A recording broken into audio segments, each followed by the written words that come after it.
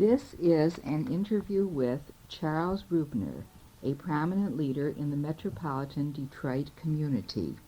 In connection with the 75th anniversary of the United Jewish Charities and the 50th anniversary of the Jewish Welfare Federation, these organizations have undertaken to record the memories and experiences of a number of community leaders, which highlight developments in the organized Jewish community. This interview with Mr. Rubiner is being taped in April of 1975. The interviewer is Mary Baroff.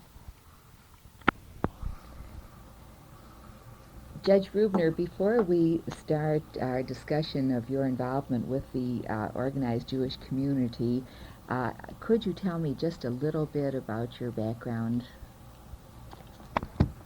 Well, I was born in Traverse City, Michigan on July 10, 1898, at a time when some Jews who had first arrived in the bigger cities like Detroit looked for smaller communities elsewhere. And at that time, the lumbering industry was at its height, and Traverse City was a thriving community, also one that was looking for a man of my father's attainments, that is a combination of a cantor, a moel, a shochet, Hebrew teacher, and so forth. I lived in Traverse City, however, for just 5 or 6 years, because just at that age we learned that the lumbering industry was just about petering out, and it was back to the big city again. In Detroit, I received my whole education in the Detroit public schools, and then on to the University of Detroit Law School, from which I received my degree in 1919. After practicing general law for a few years, I received an appointment as an assistant attorney general of the state of Michigan, with my office in Lansing.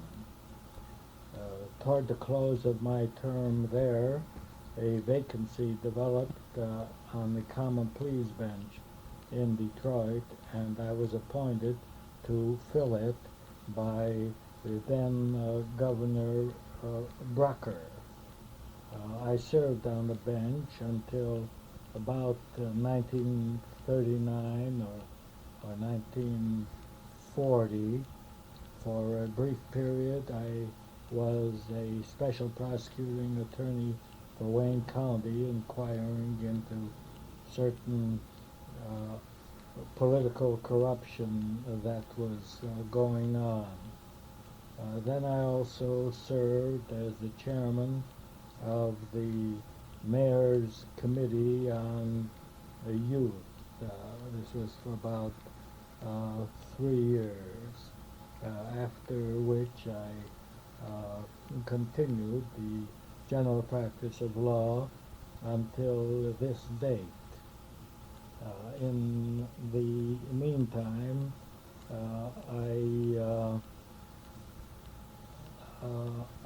interspersed my professional work with communal activities, such as being one of the founders and a member of the board of directors of the Detroit Roundtable of Catholics, Jews, and Protestants, which was a local branch of the National Conference of Christians and Jews.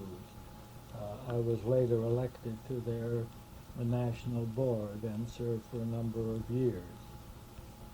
In 1931, I was elected to the Board of Governors of the Jewish Welfare Federation. I became president of the Jewish Community Center of Detroit, and served also on the board and as a vice president of the United Hebrew Schools. Later,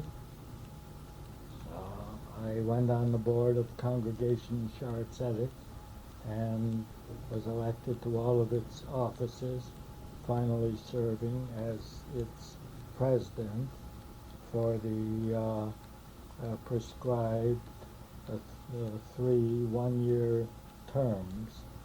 Presently, I am an honorary member of that board. Somewhere along the line, I also became active in a Masonic lodge, working my way up through the chairs to become the head of the lodge, which is the worshipful master. How did you first become interested in Jewish communal affairs? Well, I might say that I became interested in Jewish communal affairs almost from the earliest time that I have any recollections whatever. It started simply with the fact that I was a Jew, and it was sparked by a genuine curiosity about the place of the Jewish people in history and in the world of today. I observed that given a people which had its origin in biblical history and which had suffered the fate of many ancient countries and nations, but which still persisted in living as a people in dispersion and building up just as historical an image here in the diaspora. Bearing all these things in mind, I was moved to try to learn how the Jewish people could exist in a hostile world. I learned first that there was no pat definition of a Jewry or of the Jewish people. Throughout my life, I've been hearing the interminable debates as to whether we constitute a nation, a race, a religion, a culture, a people, or what have you. I found that there were few viewpoints that could really be termed objective or representing definitive answers to these questions, and these usually resolve themselves into a statement that Jews are all of these things and yet more. Then with the advent of the State of Israel, the issue became even more confused and finally found its way to the Supreme Court of the State of Israel, who were themselves divided on what the appropriate answer was to be. How did you feel the Jewish community related itself to the overall community? The first observation that I made about the Jewish community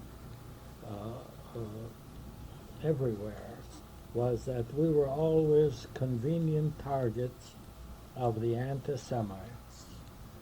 We were the scapegoats of the pharaohs, the Hamans, the Torquemadas, the Tsars, the Hitlers, and their innumerable imitators right down to the present time. Throughout all of these historical repressions. And down to the present day, I learned that we had to live constantly on the defensive in a seemingly endless struggle to justify our existence and our very right to life. Our persecutors seemed to suffer from their greatest frustration, which was their inability to once and for all destroy us and make us suffer the fate of the Assyrians, the Babylonians, and other ancient empires and cultures that flourished for a time and finally ceased to exist and became only footnotes in history. At some point, you began to translate your intellectual concern with the Jewish community into organizational involvements. When and how did this happen? This came about, that is my involvement with Jewish problems, and the year was around 1915. I saw as the strongest single force for Jewish survival the Zionist movement. And I immediately became an enrolled member of the Provisional Zionist Organization of America. As you may recall, the agenda of the Zionist movement, as established by the First World Zionist Congress in Basel, Switzerland, in 1898, was the establishment of a publicly recognized, legally secure home for the Jews in Palestine. At the time that I became an enrolled member, the organization had not completed its organizing procedures, and it was still a provisional one. I believe that my membership card was signed by Dr. Harold Friedenwald of Baltimore, an early American Zionist, and Louis Lipsky, who later became the head of the movement. While undoubtedly many persons influenced the direction of my Jewish interest, I could say that it was principally a spontaneous action on my part as an intellectual and emotional matter. I could not read of religious repressions, pogroms, and discriminations throughout the world, and indeed in our own country as well, without reacting defensively and to the extent possible aggressively. I began attending mass meetings, which in the absence of radio and television was the most frequent manner by which leaders met the masses of Jewish people in the community. Parenthetically, I recall that none of the synagogues were large enough to accommodate masses of people, and most of the time the Light Guard Armory located downtown was used, as was the Arcadia Ballroom and later the Greystone Ballroom. Such speakers, universally known by and beloved by Jews as Dr. Shmaryahu Levine and Menachem Yusishkin, were the speakers, and later Louis Lipsky and Dr. Chaim Weizmann himself.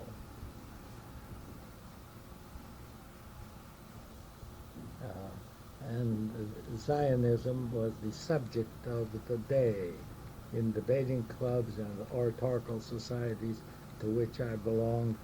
My frequent subject, and the subject of others as well, was Zionism, sometimes pro and sometimes con, because not everybody was sold on the idea of a Jewish state or even a Jewish homeland.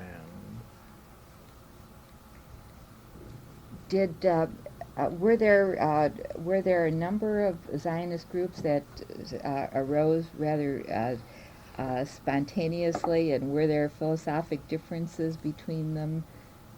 Oh yes, then as now, as in all ages past, there were great divisions of opinion among Jews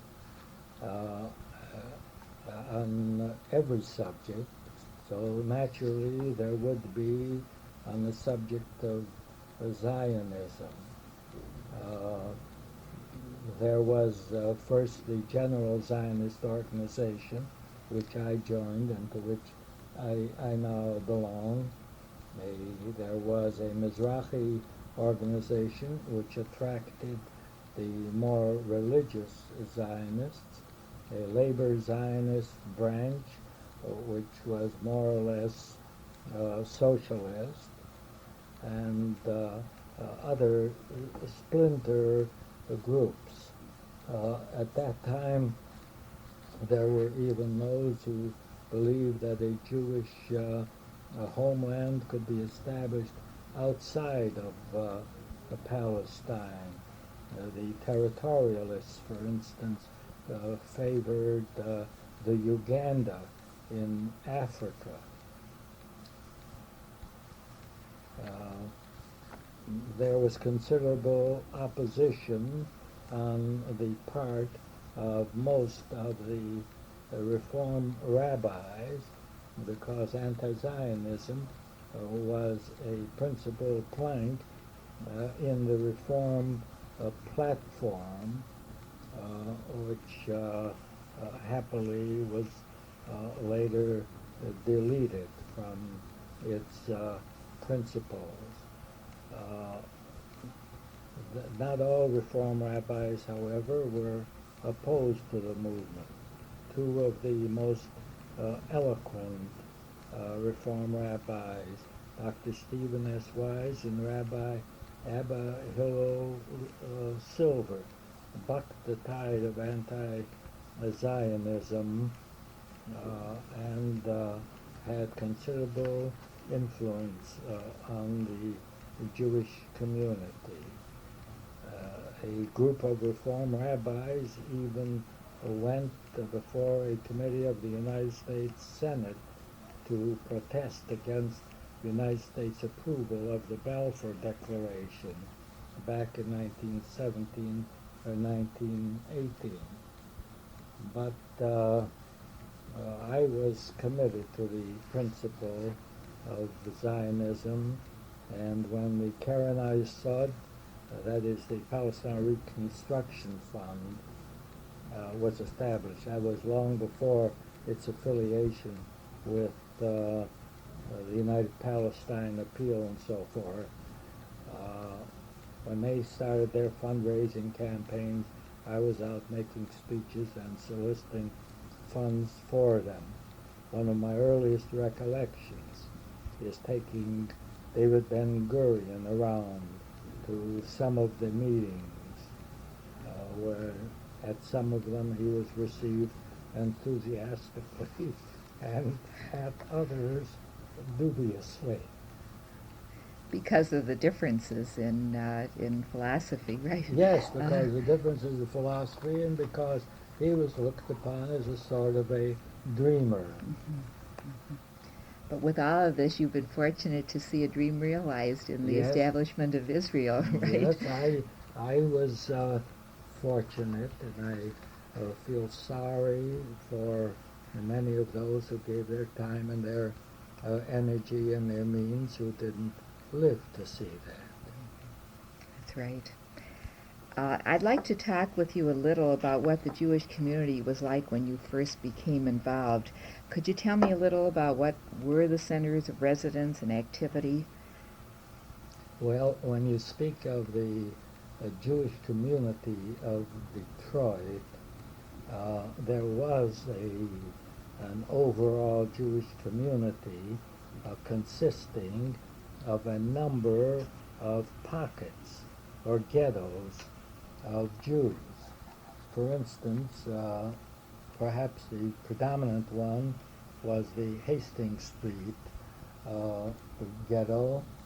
This extended from Gratiot Avenue going north and probably had the greatest density of Jewish population, the greatest number of synagogues, Hebrew schools, and other Jewish agencies. When I say that it started from Gratiot going north, it left behind a very small Jewish ghetto south of Gratiot Avenue between Gratiot and the river, because there was on Mullet Street, which is just south of Gratiot Avenue, already what we knew as the Mullet Street Synagogue. I don't remember the exact Hebrew name, but I do know that as a very young boy, I distributed circulars around the community advertising a concert to be given by visiting cantors on the weekend there. My own father officiated there a number of times, but eventually that ghetto leapfrogged Gratiot Avenue and started northward. My earliest synagogue was the one I attended when I was about 7 or 8 years old. It was called the Beth David Synagogue. I believe today it's the B'nai David Synagogue. It was then located on Adelaide Street, midway between Hastings Street and Rivard Street. Just beyond Rivard, the Italian community started. On the same Adelaide Street was located the Bishop School, which was a public school that had probably the largest Jewish student population. There were other pockets of Jewish population.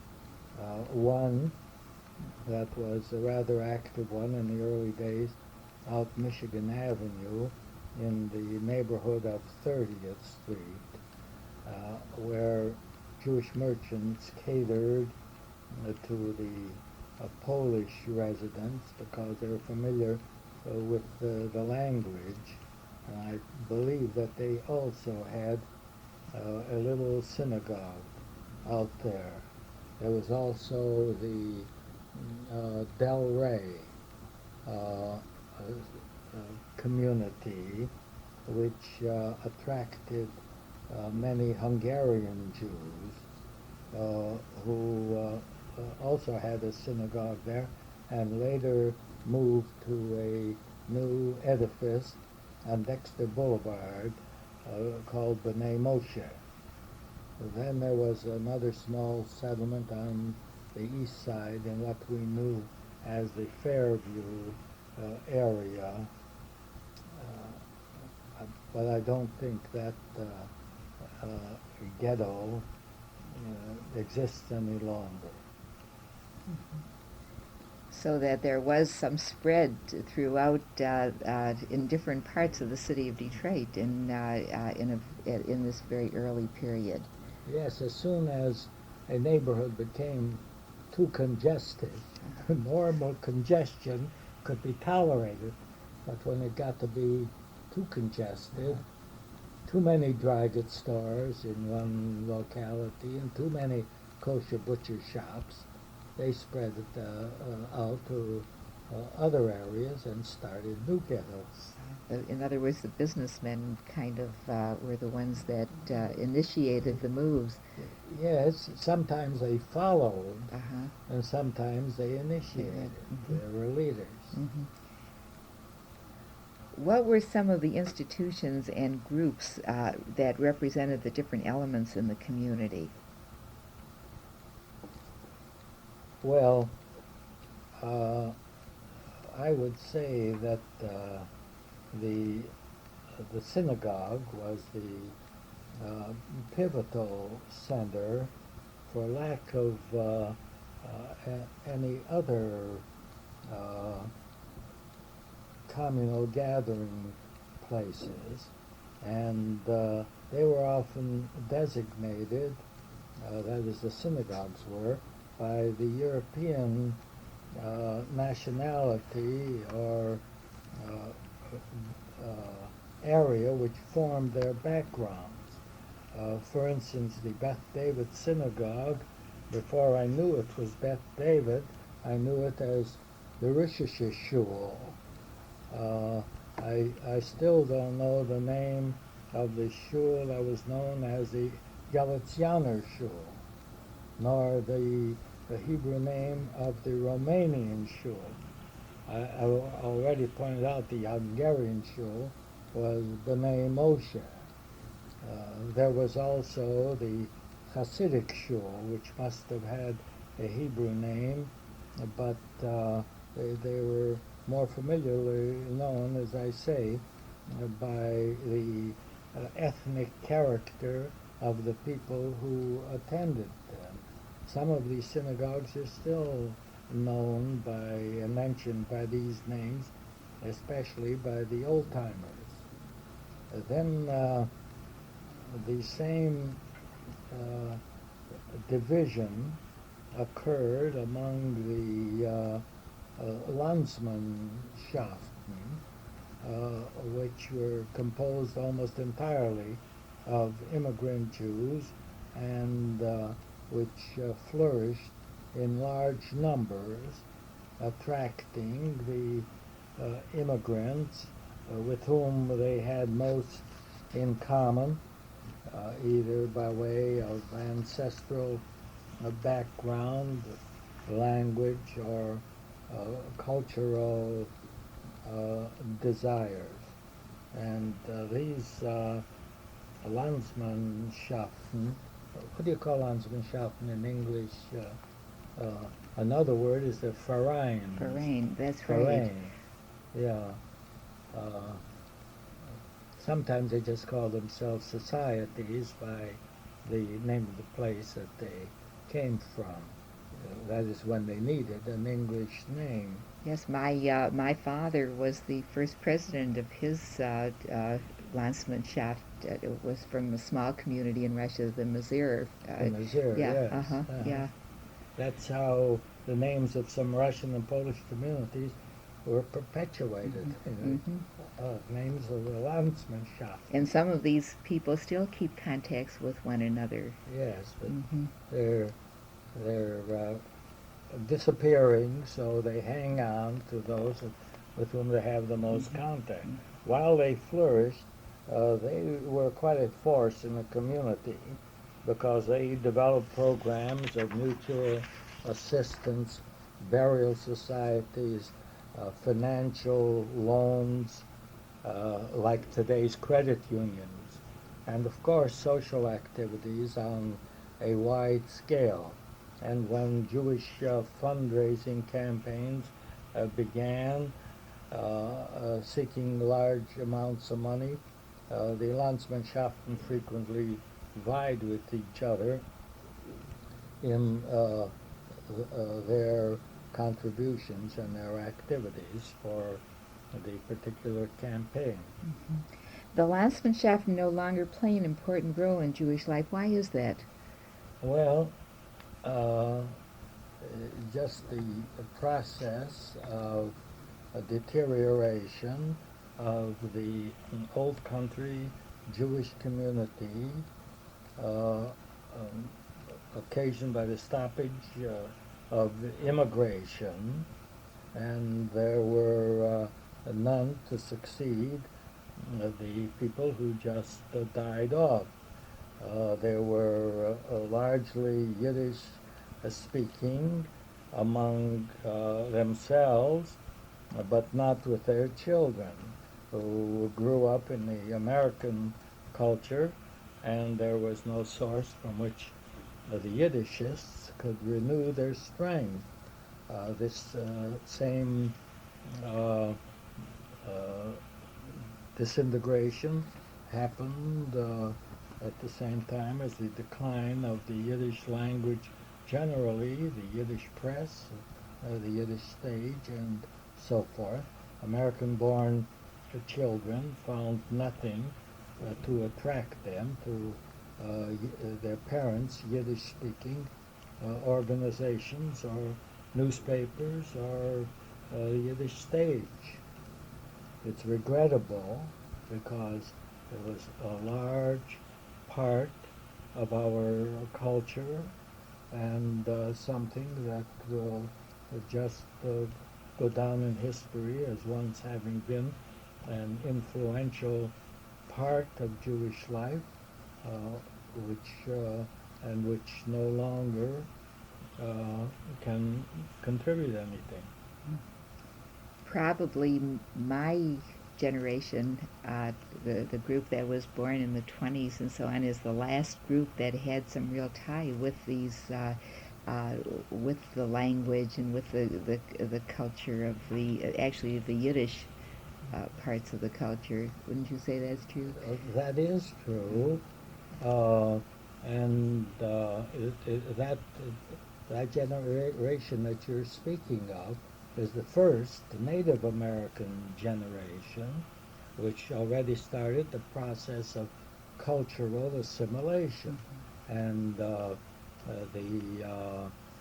gap between those parents and children was a tremendous one. The late Rabbi Adler once said, "My father is 2,000 years older than I am." And it was true.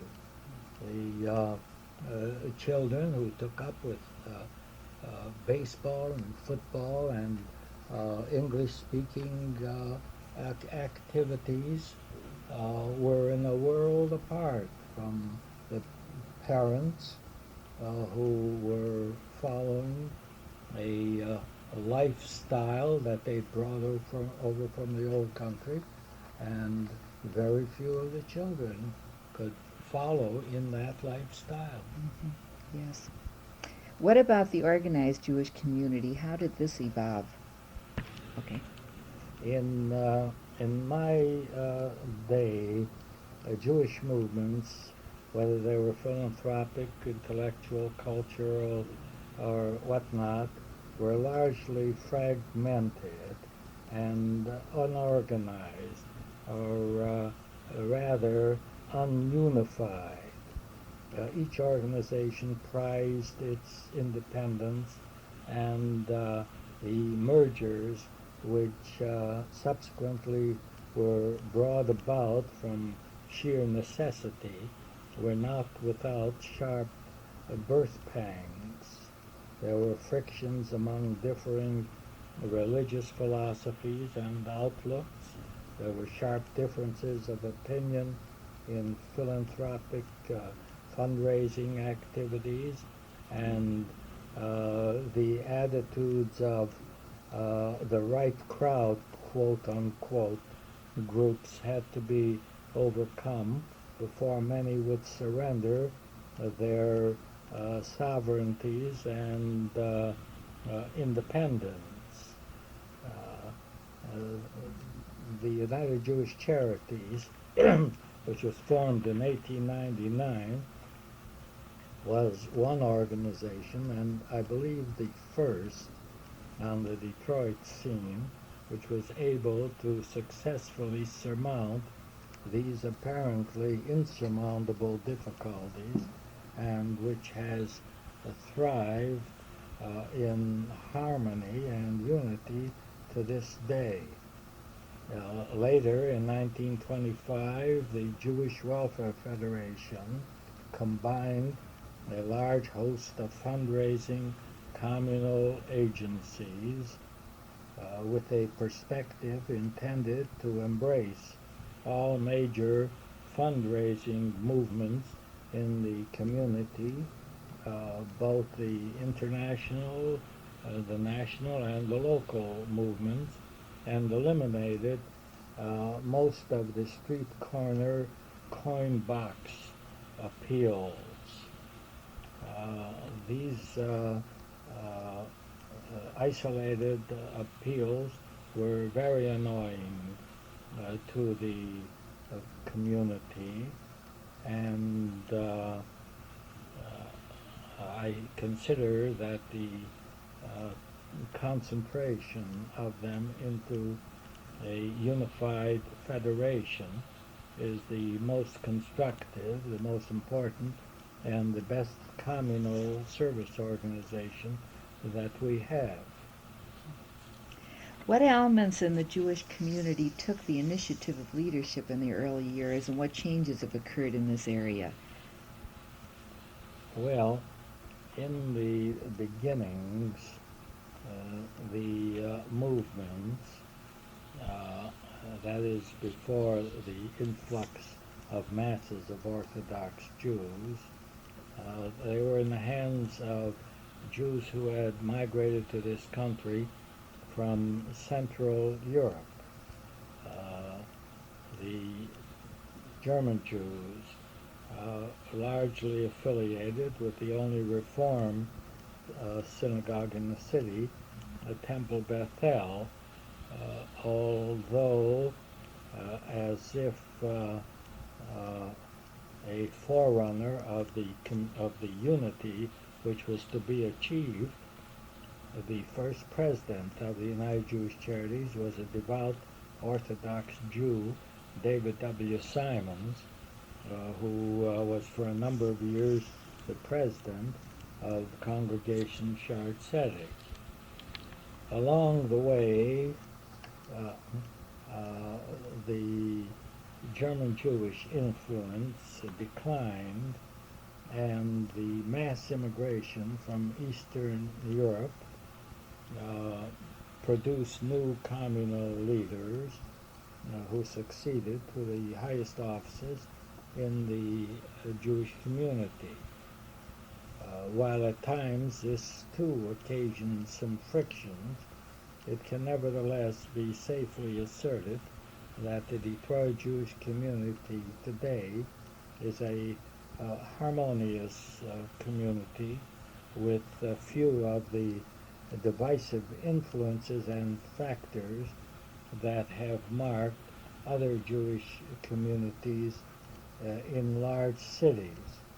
In fact, it can also be safely said that these differences in background are now rarely noted or have any effect upon the community. What role did Jews play in the economy of Detroit in the early period? It's my recollection that the economic involvements of the Jewish community were largely in the area of small merchants who ran small stores of all kinds, consisting mostly of dry goods and clothing, supplied by wholesalers who were largely Jewish. Incidentally, these wholesalers were in a ghetto by themselves. They occupied warehouses on Jefferson Avenue somewhere between Brush Street and excuse me, and perhaps Cass Avenue or First Street. There was also a significant number of peddlers among the immigrants who lacked the finances and the knowledge of English and the familiarity with American ways of doing business, so that they weren't equipped financially and by reason of language difficulties, to own stores of their own. But they too gradually became business people on a larger scale, and as is the history of the Jewish peddlers in many United States communities, they moved up from the pack on the back to perhaps a wagon, and then a store, and then a chain of stores. But originally the stores were largely in the ghettos, with a few Jewish downtown stores being owned by earlier arrivals who had already begun the process of assimilation and could cater to the general community. A few were involved in manufacture, although not too many, and then their children started to lean toward the professions, law, education, medicine, dentistry, and so forth.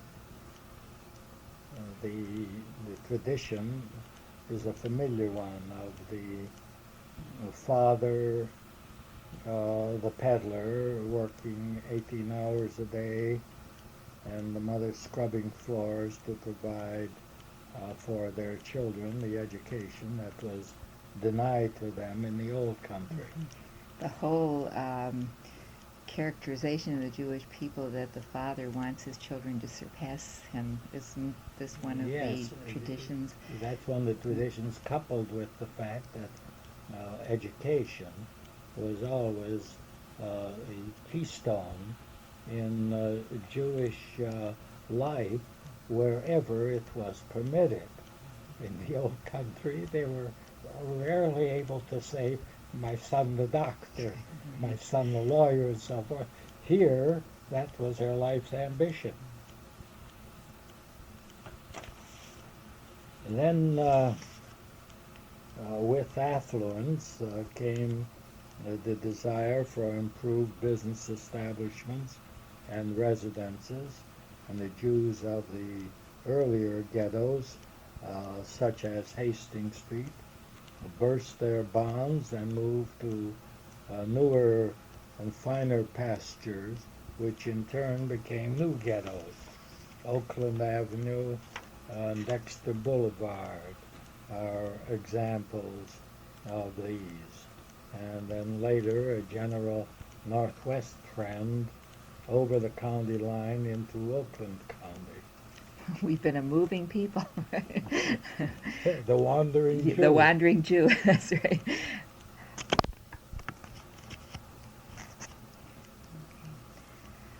When did you become actively involved with the Jewish Welfare Federation?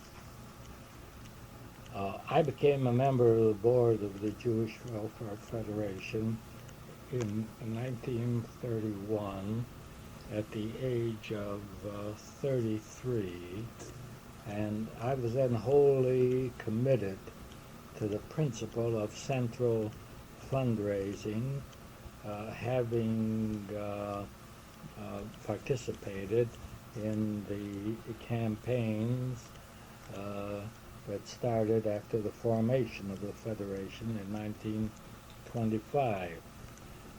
The multitudinous independent fundraising activities by a great variety of organizations had become a community nuisance which turned off many otherwise charitably inclined people. And I concluded that on the whole, the various agencies stood to gain more than they lost by giving up their independent fundraising campaigns. Moreover, I viewed it as a strong unifying force in the Detroit Jewish community, bringing together members of the community of divergent opinions in other areas and who found that harmony could exist even among differences. I consider that the Federation has more than justified its establishment.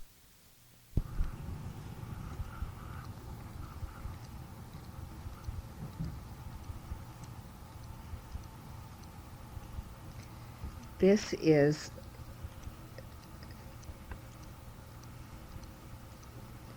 the second side of tape number 1 in the interview with Charles Rubiner.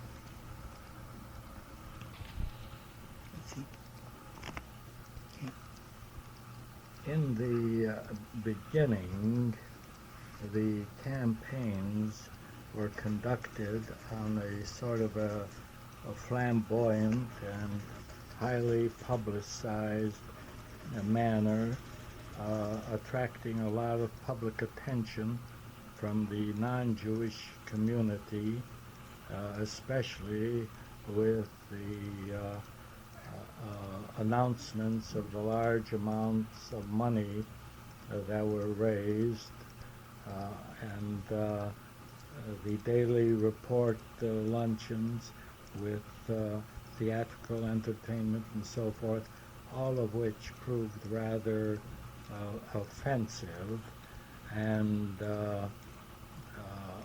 especially since the large contributions, as reported, were wholly out of proportion to the smaller contributions that Jews made to the general community, and it frequently lent credence to the prevalent Gentile impression that the Jews have all the money.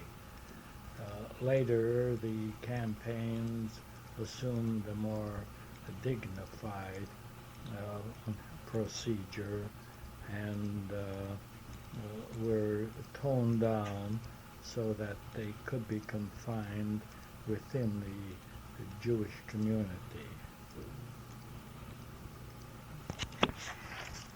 What were some of the problem areas that were dealt with when during your period of service with the Federation, Judge Rubiner? Well, my recollection isn't too detailed, but generally I would say that the thinking and the activities of the Federation during all of the 30s were dominated by the economic depression that we were in. And along with the rest of the community and the rest of the country, in fact, we had to cope mostly with depression-created problems. There was first the creation of the Jewish Unemployment Emergency Council, which was later liquidated when the Department of Public Welfare took over most of the relief problems in the general community. And this involved the transfer to the Department of Public Welfare of a portion of our Jewish Social Service Bureau staff, and a commitment to try to maintain a minimum $20 a week stipend for workers at the JSSB.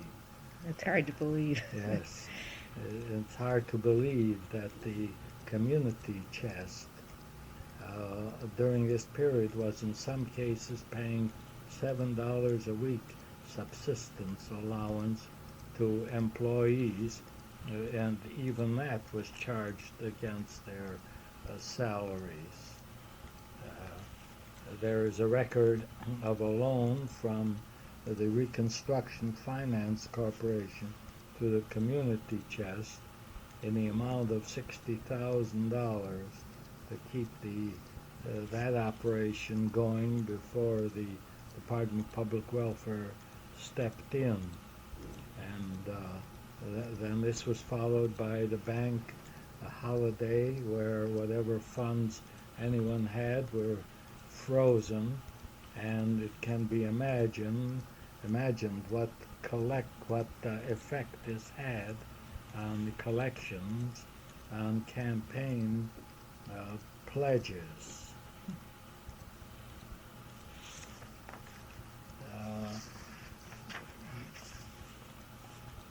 I recall that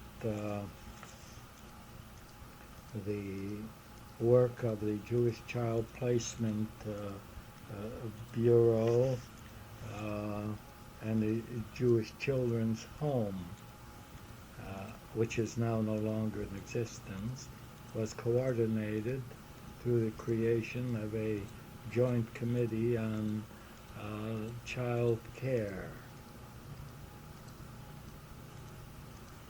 All of our agencies that owned their own buildings had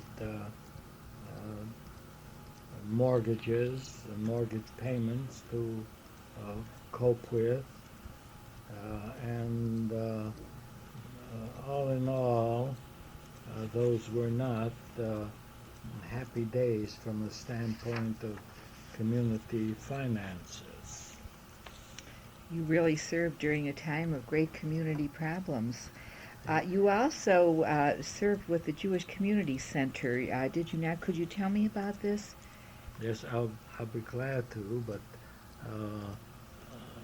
in line with your comment on the problems, I just hope that at this time, in April 1975, we are not again on the verge of similar economic problems. In answer to your question about the Jewish Community Center, during the course of my service on the Federation Board, I was invited to fill a vacancy in the presidency of the Jewish Community Center. This was in 1936, and the vacancy occurred because of some internal friction in the center. I was informed that several factions still existed which disagreed on a number of basic issues. The center had but recently been formed as a merger of the Jewish Centers Association and the Young Women's Hebrew Association, and not all differences in philosophy had as yet been ironed out. I am happy to say that during the period of 3 years that I served as president, and these were probably 3 of the worst years of the Depression, and always plagued by shortage of funds, I was at least able to bring some harmony into the situation, so that the Jewish Community Center of today is free from the internal frictions that I have mentioned. In other words, you were really in on the very beginning of the Jewish Center organization as it is today. That's right. I wasn't the first president, but the first president resigned because he could not work in harmony with both factions. And at that time I was a judge, and they figured that perhaps I could please both of them. And I tried, and I think we had a good result. Very good. You've also had some involvement with Jewish educational resources, have you not?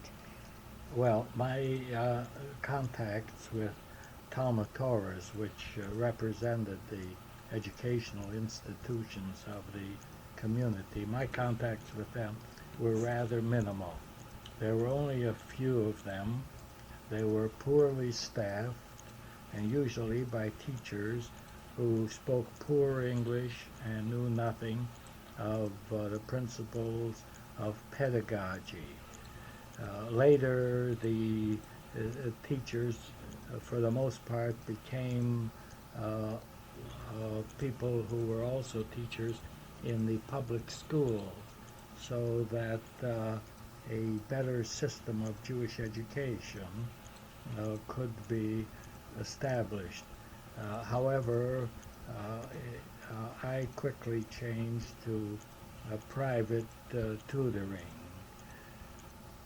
Eventually, the principal Talmud Torahs were merged into what is now the United Hebrew Schools, which the community can well be proud of as an efficient, well-organized system of Hebrew elementary and high schools and a midrashah. While I served as vice president of the United Hebrew Schools and on its board for several years, I found that I was spreading my communal activities too thinly and had to curtail them, so I never went on to the presidency. Another organization in which you've served actively is the Jewish Community Council. Could you tell me something about this? Well, I'm rather proud of the part that I played in the formation of the Jewish Community Council, and I'm glad that among the activities which I elected to continue was the formation of that organization. It came about in this way. Following the period in which the notorious Dearborn Independent, published by Henry Ford, printed its scurrilous anti-Semitic libels against the Jews, and then later, following Father Coughlin's anti-Semitic tirades, there was a grave threat that a seat in the United States might be won by a certain notorious anti-Semite. At the moment, his name eludes me, but it was either William Dudley Pelley or Gerald L.K. Smith. In any event, it was a candidate who seemed to be able to attract an anti-Semitic following, and it's my recollection that he was going to run against a very fine incumbent of the Senate seat at that time. The danger was so great that representatives of several Jewish organizations, a number of them in fact, met to decide on a common course of action to stave off this formidable threat. He was eventually defeated, but we recognize the necessity for similar united action to meet future threats. I was privileged to be one of a committee charged with drafting the Constitution for a new representative body to be known as the Jewish Community Council, to which every Jewish organization in the city was to be permitted to send one or more delegates depending on the size of their membership. Was this in the 30s? The time that the community council was formed? I think it was either in the late 30s or the early 40s. I was just trying to get some idea of the time. Well, the task wasn't an easy one, as you can imagine, because there were so many divergent viewpoints as to what should be the nature of such a council. Should all communal activities be lodged in that organization, including civil defense work and fundraising? Should it be an overall body with a separate division charged with the fundraising? As you can imagine, there were opinions every which way. But the task was finally completed, and the council organized under the leadership of its first president, Simon Schetzer, a dedicated young man who devoted an enormous amount of effort and time toward the fruition of our efforts. Then practically every organization of any consequence was permitted to send delegates to the council, and an example of what a perspective it developed can be gained from the fact that Yiddish as well as English was to be recognized as one of the official languages of the council, and many of the delegates who rose to speak did so in Yiddish, although some other delegates couldn't understand them, and I suspect that some of the Yiddish-speaking delegates couldn't understand some of the English, but they made themselves understood to each other, and the council has proven itself as a vital factor in many areas of the Jewish activities besides the defense of Jewish rights. Could you tell me about the development of your religious thinking and your involvements in the religious community? Well, if you're asking me about my own, I would have to acknowledge that the object of my most devoted service and closest interest was and is Congregation Sha'ar Tzedek.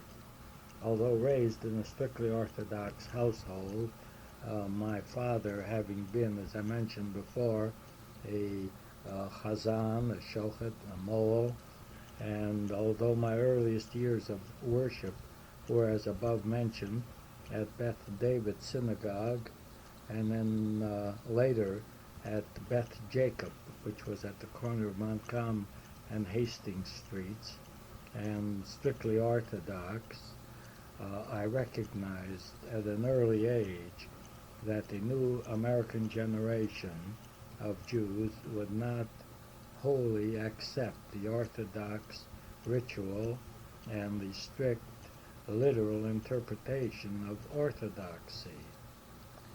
I saw in conservative Judaism a vehicle for preserving traditional Judaism without the strict and severe disciplines of inflexible orthodoxy. On the other hand, I could not accept reform, which to me seemed to eliminate all of the emotional aspects of the Jewish ritual, leaving a cold, formal worship,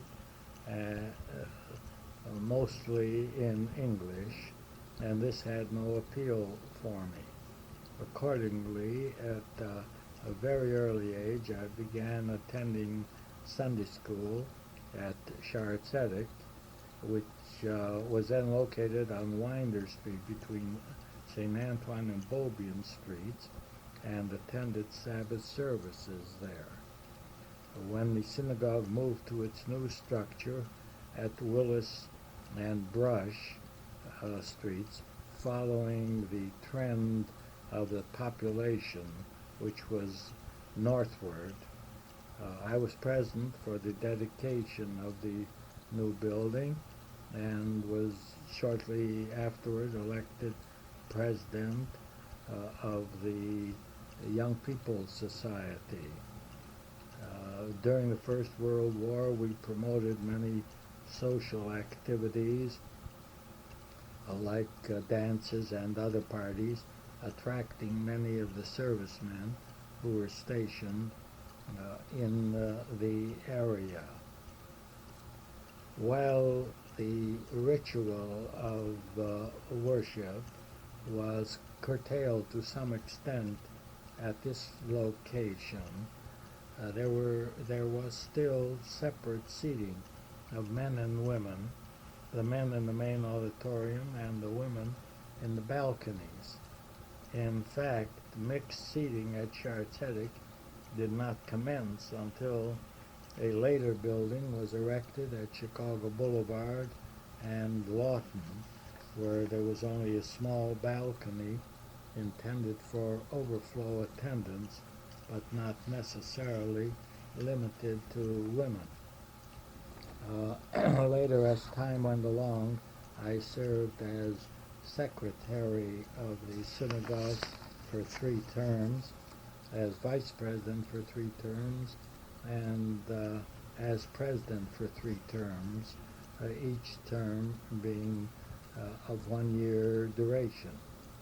Because of the unlimited tenure that previous officers had enjoyed without indicating any willingness to give up their offices at any particular time, the Constitution was amended to limit the terms of all officers to 3 consecutive 1-year terms, after which, no matter how efficient the incumbent might be, he had to relinquish the office to a newcomer.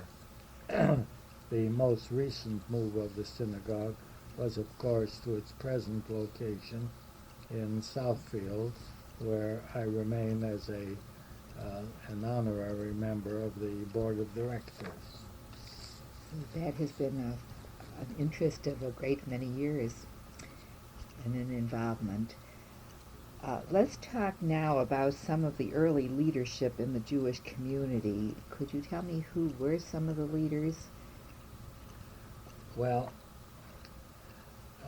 on the subject of leadership in general in the Detroit Jewish community, I would say that we have been singularly blessed with the quality and the dedication of our leadership. If I were to attempt to pinpoint the time when the most forward-looking and efficient leadership was required, I would say that it occurred at the time that representatives of many charitable and educational organizations, each being jealous of its independence and its sovereignty, were called together for the purpose of unifying them in the United Jewish Charities. This was well before my time, of course, in November of 1899. The concept of a united community in the field of Jewish philanthropy was projected by the rabbi of the only Reformed temple in the city, Dr. Leo M. Franklin, but the first annual meeting was presided over by the Orthodox and very observant David W. Simons as president. As to personalities in the leadership, it would be most risky and very likely unfair to attempt to single out any particular individuals who have had the greatest impact on the Jewish community in the Detroit area. Certainly, however, the names of the two Butzel brothers, Henry M. and Fred, Henry M. later became Chief Justice of the Supreme Court of the state of Michigan, and the names of David W. Simons, Abraham Sreere, William Friedman, Julian H. Krolik, and Mr. and Mrs. Joseph H. Ehrlich would inevitably be placed at the head of any list so compiled. There were undoubtedly others, and I mean no disrespect to them by the omission of their names. In the earlier history of the Detroit community, as I've pointed out, the leadership was mostly in the hands of German Jews, and naturally most of the funds that were raised came from them. They were incidentally the most affluent. Speaking of the influence of German Jews, I read recently that at one meeting in the early history of Temple Bethel, a resolution was unanimously adopted that the rabbi was to deliver his sermon in German. Is that so? Mm-hmm. However, as the East European Jews became more and more Americanized, they likewise assumed positions of leadership and responsibility, and with the principle of tzedakah an integral part of their Jewish philosophy and lifestyle, they likewise assumed the duty of providing funds for every form of Jewish philanthropy and many non-Jewish activities to the extent that their means would permit. Judge Rubiner, before we end our taping, could you tell me what your major concerns are for the Jewish community today?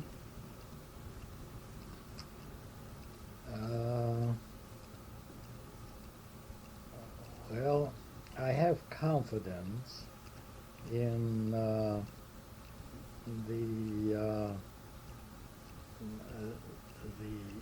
solidity and the unity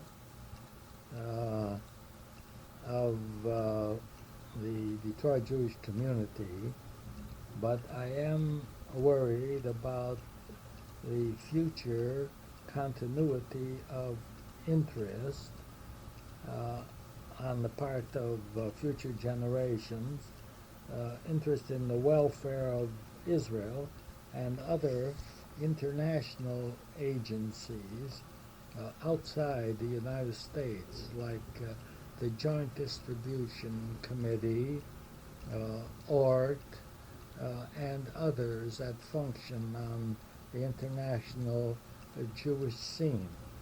There has always been the element of emotion on the part of the generations that I have lived through in connection with the fate and destiny of the Jews. We have always been moved in our giving by the distress that the Jews around the world were at the moment suffering, such as the Russian pogroms and the Nazi